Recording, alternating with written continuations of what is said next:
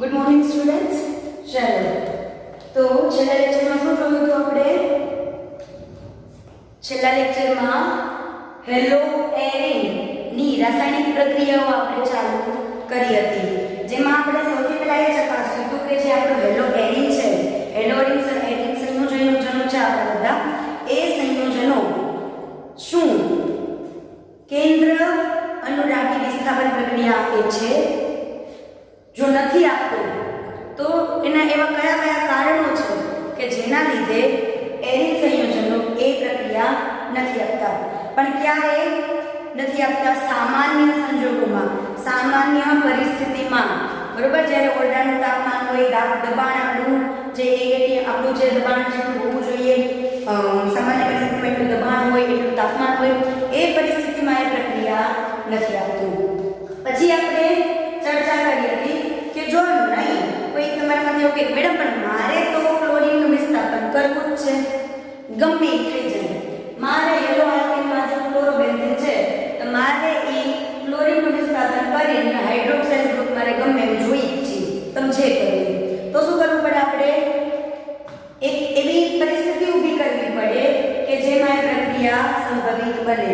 તો તમને ખબર છે કે ઓરડાના તાપમાને જે વસ્તુ ના થાય, જ્યારે તમારે કોઈ વસ્તુ પાણીમાં ઓગળતી ન હોય ત્યારે તમે શું કરો? એને ગરમ કરો એટલે એ ઓગળી જાય. મતલબ કે જ્યારે કોઈ પ્રક્રિયા આગળ ના થતી હોય ત્યારે તમે શું કરો? તાપમાન વધારો, જેના લીધે પ્રક્રિયા થઈ શકે. એમ જ આપણે હેલો એરિનમાં જોયું હતું કે આપણે જે હાઇડ્રોક્સિલ સમૂહને આપણે અંદર જોડવો તો આપણે શું કર્યું હતું? અહીંયા જે આપણું ક્લોરોબેન્ઝીન લીધું આપણે, બરોબર, એમાં કંઈક એવી પરિસ્થિતિ ઊભી કરી, એનો આપણે માનો કે સોડિયમ હાઇડ્રોક્સાઇડના દ્રાવણમાં તમે એને ઓગાળ્યું છે, બરોબર. તો તમારે આ સોડિયમ ક્લોરાઇડ બની જાય અને આ OH અહીંયા જોડાઈ જાય, તમારે જોઈએ છે. તો આપણે એવું કર્યું કે 623 કેલ્વિન જેટલું તાપમાન પહોંચાડી દીધું અને 300 એટમોસ્ફિયર જેટલું દબાણ આપ્યું. ત્યારે જઈને તમને શું મળ્યું? તમારું નિપજ ફિનોલ, બરોબર. હવે તમારામાંથી કોઈ કે પણ મેડમ આ કેટલું તાપમાન, આ કેટલું દબાણ, આટલું બધું દબાણ અને તાપમાન આપવું નથી, અમારે આખું સરળ બનાવવું છે, થોડીક સહેલી રીતે આના માટે કઈ. તો જો થોડુંક સહેલું બનાવવું હોય તો એના માટે એક લોજિક આપણે વિચારવું પડે કે તમને ખબર છે આ કેવું છે, જે બેન્ઝીન રિંગ હોય એ કેવી હોય? ફિનાઇલ રિંગ જે હોય કેવી હોય? એની ઇલેક્ટ્રોન ઘનતા વધારે હોય. એની ઇલેક્ટ્રોન ઘનતા વધારે એટલે આપણી પાસે એક કારણ એવું હતું ચારમાંથી કે આની ઇલેક્ટ્રોન ઘનતા વધારે અને જે તમારો કેન્દ્રના અનુરાગી પ્રક્રિયા કરવા આવે છે એની ઇલેક્ટ્રોન ઘનતા વધારે. તો જો બેની ઇલેક્ટ્રોન ઘનતા વધારે છે એટલે બે એકબીજાને કેવું કરે? અપાકર્ષણ. એ અપાકર્ષણના લીધે પ્રક્રિયા સંભવતી નથી. પણ હું કંઈક એવો સમૂહ અહીંયા જોડી દઉં, એક એવો સમૂહ અહીંયા જોડી દઉં જે કેવો હોય? ઇલેક્ટ્રોનને પોતાની તરફ ખેંચી રાખે. શું કરે? ઇલેક્ટ્રોનનું પોતાના તરફ આકર્ષણ કરે. એટલે એવું નથી કે અહીંયા ઇલેક્ટ્રોન છે, માનો કે હું ઇલેક્ટ્રોન છું અને ત્યાં એ સમૂહ છે જે ઇલેક્ટ્રોનને આકર્ષે છે, એનો મતલબ એવું નથી કે હું અહીંથી આકર્ષાય તો ત્યાં સુધી આવી જઈશ. નહીં, ખાલી શું છે કે ઇલેક્ટ્રોનનું ધ્યાન એ બાજુ, મતલબ ઇલેક્ટ્રોન આકર્ષાયેલો એ બાજુ રહેશે, ખેંચાયેલો એની બાજુ રહેશે. એટલે અહીંયા જે પાછળની જગ્યા છે ને, ત્યાંથી ઇલેક્ટ્રોનની જે ઘનતા છે ઓછી, મારી ઘનતા ઓછી, મતલબ મારું ધ્યાન આ ખાલી સમજવા માટે છે કે જો મારું પૂરું ફોકસ અહીંયા ફોન જ્યાં મારો છે, જ્યાંથી આ વિડીયો આપણો રેકોર્ડ થઈ રહ્યો છે ત્યાં મારું પૂરું ધ્યાન છે, બરોબર. તો ત્યાં આ ફોન શું છે? ઇલેક્ટ્રોન આકર્ષક સમૂહ. હું કોણ છું? ઇલેક્ટ્રોન. જો મારું ધ્યાન ત્યાં છે તો અહીંયા પાછળ શું થાય છે મને ખબર પડશે નહીં. એમ ઇલેક્ટ્રોન પૂરું આકર્ષાયેલો અહીંયા હશે તો અહીંયા પાછળ એની ઘનતા કેવી થઈ જશે? ઓછી. એના લીધે આ ક્લોરીન કેવો થઈ જશે? આસાનીથી દૂર. તો આપણે શું કરવું પડે? કોઈ એવો સમૂહ જે ઇલેક્ટ્રોનને આકર્ષતો હોય એવા સમૂહને આપણે આમાં જોડવો પડે. તો પહેલા ખાલી એની પ્રક્રિયાઓ જોઈ લઈએ કે આપણે પહેલા એવું જોઈશું કે માનો કે એક્ઝામ્પલ લઈએ NO2 નાઇટ્રો ગ્રુપ કેવો છે? નાઇટ્રો સમૂહ ઇલેક્ટ્રોનને આકર્ષવા વાળો સમૂહ છે, બરોબર. ઇલેક્ટ્રોન આકર્ષિત ગ્રુપ છે. તો માનો કે નાઇટ્રો ગ્રુપ, હવે હું એ ચેક કરીશ કે એક નાઇટ્રો ગ્રુપમાં હું જોડું અથવા બે જોડું અથવા ત્રણ જોડું તો શું અલગ અલગ ફેરફાર થાય છે? લઈએ. માનો કે મારે આટલું તાપમાન અને આટલું જે દબાણ છે એ લાગુ નથી પાડતું, તો હું શું કરીશ? હું લઈશ પેરા નાઇટ્રોક્લોરોબેન્ઝીન. આ થઈ ગયું ક્લોરોબેન્ઝીન, અહીંયા પેરા ઉપર નાઇટ્રો ગ્રુપ. લાસ્ટ થઈ ગયું પેરા નાઇટ્રોક્લોરોબેન્ઝીન.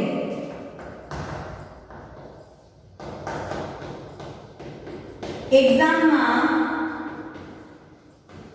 જ્યારે પણ આવા કાર્બનિક સંયોજનો વાળા સવાલ હોય, નામ લખવાની આદત રાખવાની. જે પણ સંયોજન બનાવો એની નીચેનું નામ લખવાની આદત રાખવાની. તો પેરા નાઇટ્રોક્લોરોબેન્ઝીન આ હશે.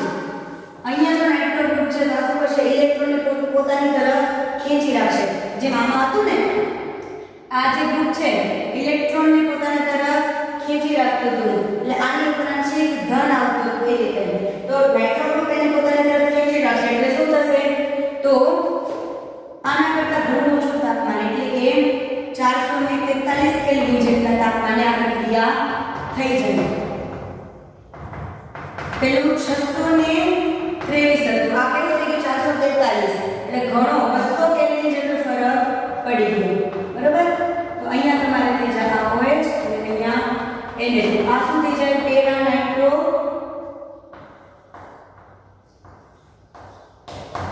કોઈ એમ બોલતા નહીં કે હાઇડ્રોક્સાઇડ બેન્ઝીન શું કહેવાય? આને phenol. Para nitro phenol. Benzene ની ઉપર હોય છે એટલે એને કહેવાય ફિનોલ. બરાબર? તો પેરા નાઇટ્રો ફિનોલ. હવે માનો કે હું બે નાઇટ્રોજન, એક પેરામાં છે એક ઓર્થોમાં આપું, તો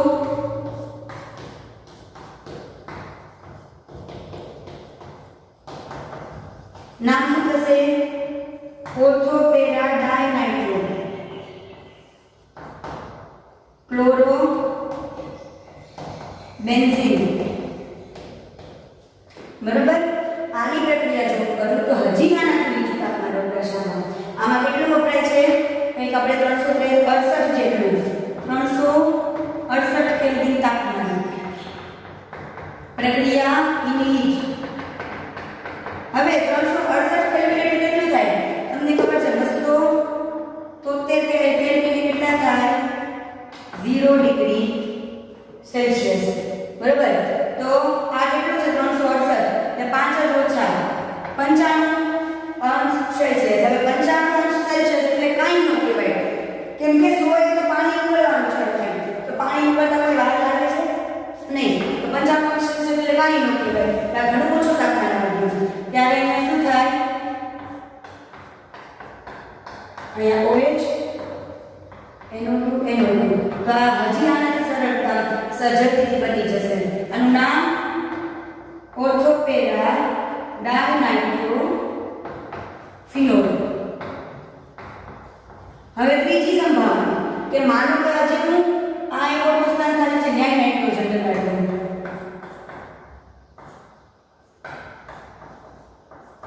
અહીંયા NO2, અહીંયા NO2, અહીંયા NO2. NO2 આ રીતે લખવાની, આ બાજુ રાખવાની આદત. શું કામ?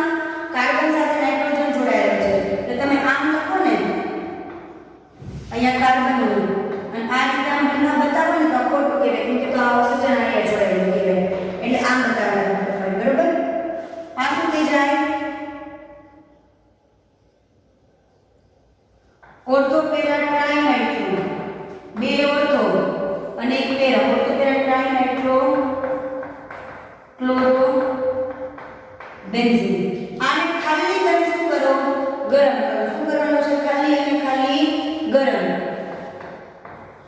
ઉકળવા નથી દેવાનું, ખાલી શું કરવાનું છે? ગરમ. ગરમ તો થોડી વારમાં થઈ જાય. ખાલી ગરમ કરો ને ત્યાં જ તમને તમારું જે નિપજ છે એ મળી જાય. આ શું થાય? ઓર્થોપેરા ટ્રાઇનાઇટ્રો ફિનોલ.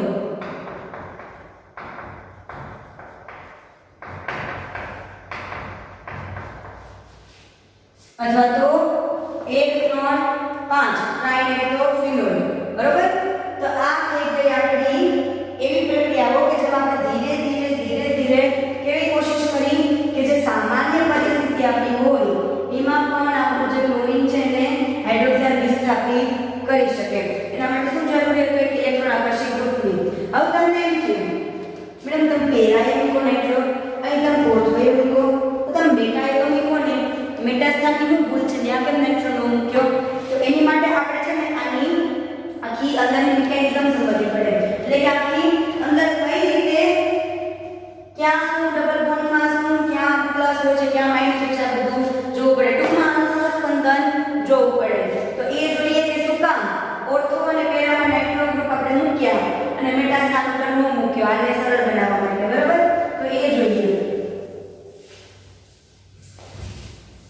મેટા સ્થાન ઉપર નામ મૂકવાનું કારણ. બરોબર.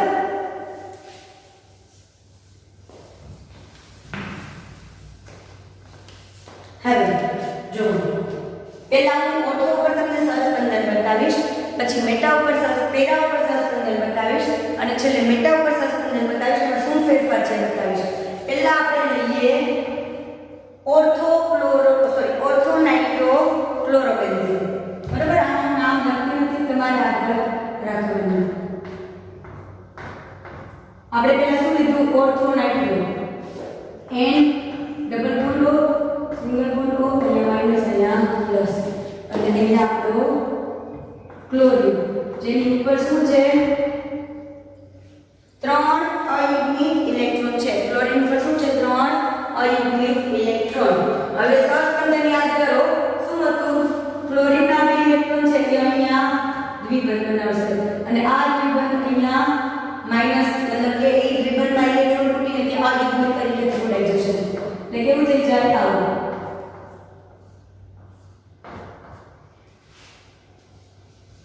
માનો કે જોડે પ્રક્રિયા જ આપણે બતાવીએ. આની કરતા તમારે શું કરવું છે? એને ઓળખમાં કોઈ જ માઈનસ એડ કરવો છે. બરોબર. તો પ્રક્રિયા કેવી થશે જોઈએ આપણે.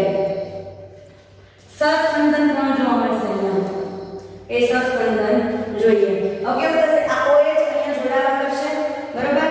તો કઈ રીતે થશે? તો માનો કે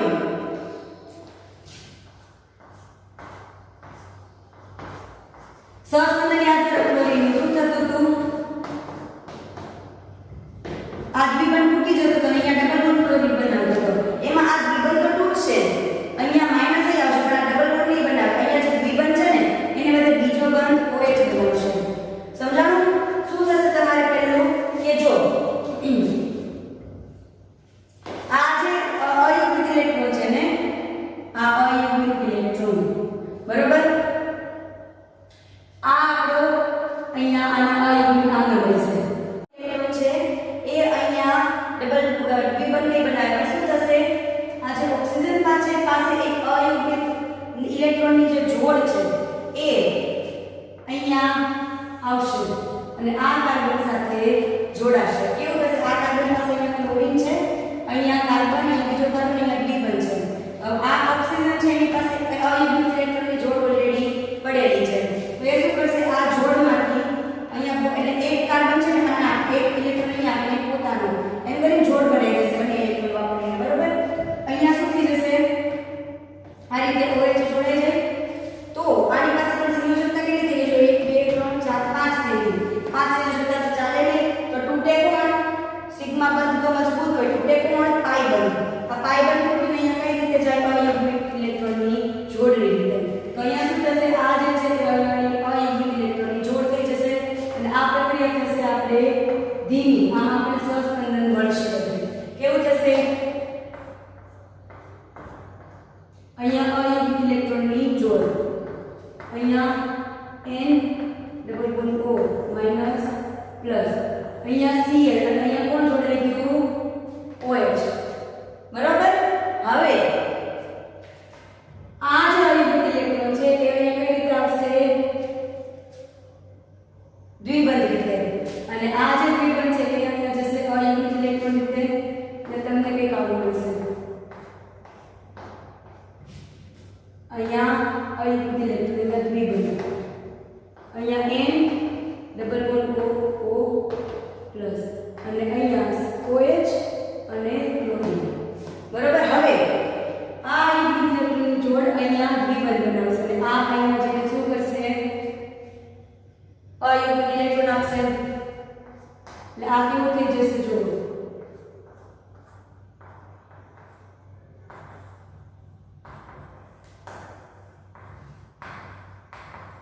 આ કાર્બન ઉપર અયુગ્મિક ઇલેક્ટ્રોન જોડાઈ, અહીંયા OH અહીંયા Cl. બરોબર. હવે આ થઈ ગયા 3 સહસ્પંદન.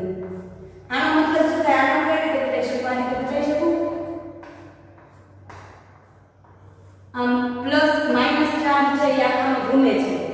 અહીંયા NO2 છે, અહીંયા OH, અહીંયા Cl. બરોબર. આના એક ઝડપી આપશે. આમાં શું થશે જો સમજો, આ ધ્યાનથી જો સહસ્ત્રબંધન. આમાં શું થાય છે, તમારા જે અયુગ્મિત ઇલેક્ટ્રોનની જોડ છે ને એ કાર્બન પર આવે છે, જે કાર્બન પાસે નાઇટ્રો સમૂહ છે. તો શું કરશે આ નાઇટ્રો સમૂહ, જે આ ઇલેક્ટ્રોન અંદર જે ઇલેક્ટ્રોનનું વાદળ ફરતું હશે અયુગ્મિત ઇલેક્ટ્રોનનું, આ અયુગ્મિત ઇલેક્ટ્રોનને છે ને આ પોતાની તરફ ખેંચી રાખશે. ઇલેક્ટ્રોન આકર્ષિત છે એનો એટલે શું કરશે, પોતાની તરફ ખેંચી રાખશે. એના લીધે આ ક્લોરીનનું તૂટવું આસાન થઈ જશે અને તમને અહીંયા શું મળી જશે, ઓર્થોનાઇટ્રોફિનોલ. શું મળી જશે, ઓર્થોનાઇટ્રોફિનોલ. શેના લીધે મળ્યું, કારણ કે આપણી અયુગ્મિત ઇલેક્ટ્રોનની જોડ એ કાર્બન પર પણ આવે છે જ્યાં આપણો નાઇટ્રો સમૂહ આવેલો છે. બરાબર. હવે જોઈએ પેરા ઉપર. બીજું પેરા ઉપર. બરાબર.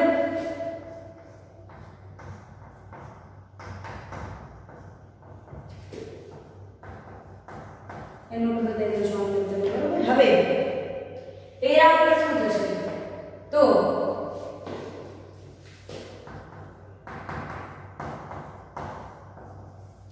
અહીંયા OH સાથે રિએક્શન. હવે આ OH- અને આ યુગ્મિત ઇલેક્ટ્રોન અહીંયા કાર્બન સાથે બંધ બનાવશે, એટલે આ કાર્બનમાં હાથનો બંધ અહીંયા અયુગ્મિત ઇલેક્ટ્રોન તરીકે આવી જશે. બરાબર. આ ધીમી પ્રક્રિયા.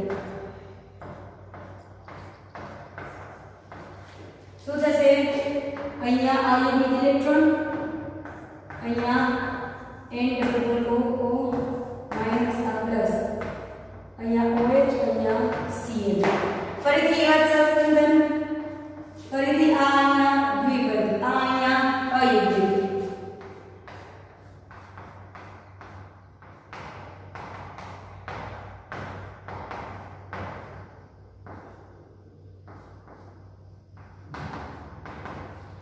અહીંયા જો કોની ઉપર આવ્યું, નાઇટ્રોજન વાળા કાર્બન ઉપર.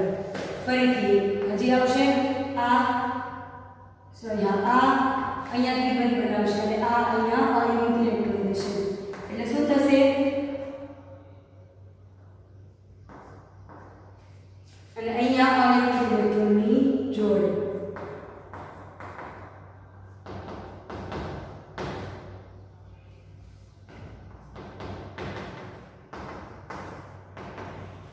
બરાબર. હવે આ બધું સહસ્ત્રબંધન આ રીતે બતાવી શકાય. વચ્ચે શું ઘૂમે છે, અયુગ્મિત ઇલેક્ટ્રોન આખા બેન્ઝીનમાં. અહીંયા NO2 છે, અહીંયા OH અને અહીંયા Cl. આ જુઓ તમે,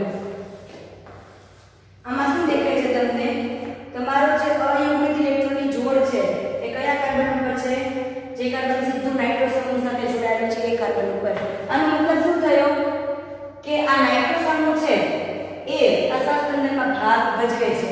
એટલે આ જે ઇલેક્ટ્રોન અયુગ્મિત ઇલેક્ટ્રોન વચ્ચે ઘૂમે છે એને આ પોતાની તરફ ખેંચી રાખશે, કેમ કે એવા ભાગ લે છે તો ખેંચી શકશે. એટલે એ શું કરશે, આને પોતાની તરફ ખેંચી રાખશે એટલે આનું તૂટવું આસાન થઈ જશે. એટલે ઝડપી પ્રક્રિયા થઈને આપણને શું મળશે, પેરા નાઇટ્રોફિનોલ. શું મળ્યું, પેરા નાઇટ્રોફિનોલ. હવે ઓર્થોની વાત કરીએ. ઓર્થોમાં કેવું, સોરી ઓર્થો જોઈ લીધું, પેરા જોઈ લીધું. હવે મેટા જોઈએ. મેટા સ્થાન પર કેવું થશે,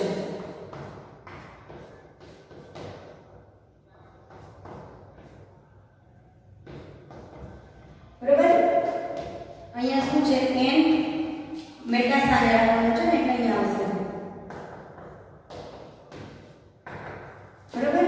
હવે અહીંથી શું કરશે, O ની જે ઓક્સિજનની અયુગ્મિત ઇલેક્ટ્રોનની જોડ અહીંયા બંધ બનાવશે. આ અહીંયા શું આપશે આપણને, અયુગ્મિત ઇલેક્ટ્રોન.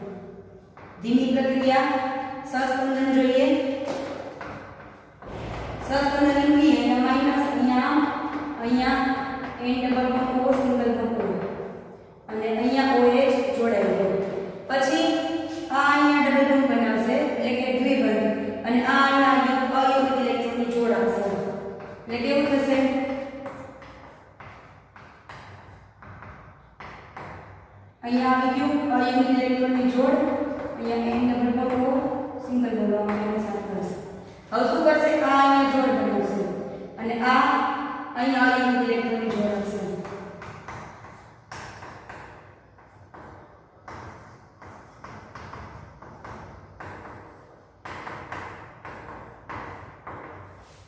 બરાબર, આ થઈ ગયા ત્રણેય સહસ્પંદન. આને તમે આ રીતે બતાવી શકો. આમાં વચ્ચે માઈનસ ઘૂમે છે, અહીંયા NO2 છે, અહીંયા OH અને Ca છે. હવે આમાં તમે ત્રણેય સહસ્પંદન ધ્યાનથી જોવો. ક્યાં એવું છે કે મેટા સ્થાન પર આપણે અયુગ્મિક ઇલેક્ટ્રોનની જોડ આવી હોય, અહીંયા ઓર્થો ઉપર છે, અહીંયા પેરા ઉપર, અહીંયા ફરી ઓર્થો ઉપર, એટલે કે આપણું મેટા સ્થાનનું જે કાર્બન છે એ કાર્બન ઉપર અયુગ્મિક ઇલેક્ટ્રોનની જોડ આવતી જ નથી. તો જો આપણો મેટા સ્થાન છે એ આ સહસ્પંદનનો ભાગ ભજવતો જ નથી. બરોબર, તો મેટા સ્થાન પર નાઇટ્રો ગ્રુપ હશે કે નહીં હોય એના કોઈ ફરક પડશે? જો મેટા સ્થાનના કાર્બન ઉપર અયુગ્મિક ઇલેક્ટ્રોનની જોડ આવતી જ નથી, એટલે કે સહસ્પંદનનો ભાગ બનતું જ નથી, તો એના સ્થાન ઉપર આપણે NO2 સમૂહ જો લગાડ્યો હોય તો એ સમૂહ હોય કે ના હોય એનાથી કોઈ ફરક પડે? કોઈ ફરક ન પડે. એટલે આ ઝડપી પ્રક્રિયા આપે ખરું, પણ ક્યારે ઝડપી પ્રક્રિયા આપી મેટા નાઇટ્રોફ્યુઅલ બનાવી દે. ચલો, પણ ક્યારે? જે આપણે એક પ્રક્રિયા જોઈ ખબર કે ક્લોરોબેન્ઝીન છે, બરોબર, 323 કેલ્વિન તાપમાન આપ્યું, 623 318 આપણે દબાણ આપ્યું, ત્યારે જઈને અહીંયા OH સમૂહ લાગ્યો. તો આમાં આ પ્રક્રિયામાં અને મેટા સ્થાન પર નાઇટ્રો પ્રક્રિયા પર ફરક ન પડે. શું કામ? ભલે આ મેટા સ્થાન પર નાઇટ્રો હોય કે ન હોય, અહીંયા નથી, અહીંયા છે, પણ અહીંયા હોવા છતાં આ કોઈ કામનો નથી. સમજાણું? એટલે જ્યારે મેટા સ્થાન પર નાઇટ્રો સમૂહ આવેલ હોય ત્યારે એ ઇલેક્ટ્રોનની ઘનતાને પોતાના તરફ આકર્ષતો નથી. એટલે એવું કહી શકાય કે ખાલી ઓર્થો અને પેરા સ્થાનને કેવા સક્રિય બનાવે છે. કેવા બનાવે છે? સક્રિય. અને મેટા સ્થાનને કેવું બનાવે છે? નિષ્ક્રિય. મેટા સ્થાનમાં કોઈ કામ જ નથી, પણ ઓર્થો અને પેરાનું જ બધું કામ છે. સમજાણું? તો આ તો આપણી હેલો એરિનની કેન્દ્ર અનુરાગી પ્રક્રિયા. પહેલા શું જોયું? સામાન્ય પરિસ્થિતિમાં ન થાય. શું કામ ના થાય? એના 4 કારણો જોયા. પછી એક એવી આપણે પરિસ્થિતિ ઊભી કરી જેમાં પ્રક્રિયા સંભવી. પછી આપણે એવું જોયું કે ઇલેક્ટ્રોન આકર્ષિત ગ્રુપ સમૂહ જો તમે અહીંયા ક્યાંક જોડો, 1 જોડો, 2 જોડો, 3 જોડો, એમ ધીરે ધીરે તમારું જે સામાન્ય પરિસ્થિતિ આવતી જાય. અને પછી આપણે એ જોયું કે ઇલેક્ટ્રોન આકર્ષિત સમૂહ કયા સ્થાન પર રાખવાથી એની અસર આની ઉપર થાય છે આપણા સહસ્પંદન ઉપર, અને કયા સ્થાન પર રાખવાથી નથી થતી. તો આ હતી કેન્દ્ર અનુરાગી વિસ્થાપન પ્રક્રિયા. બરોબર, હવે નેક્સ્ટ લેક્ચરમાં જોઈશું ઇલેક્ટ્રોન અનુરાગી વિસ્થાપન પ્રક્રિયા અને ધાતુ સાથેની પ્રક્રિયા. ત્યાં સુધી આ લખજો.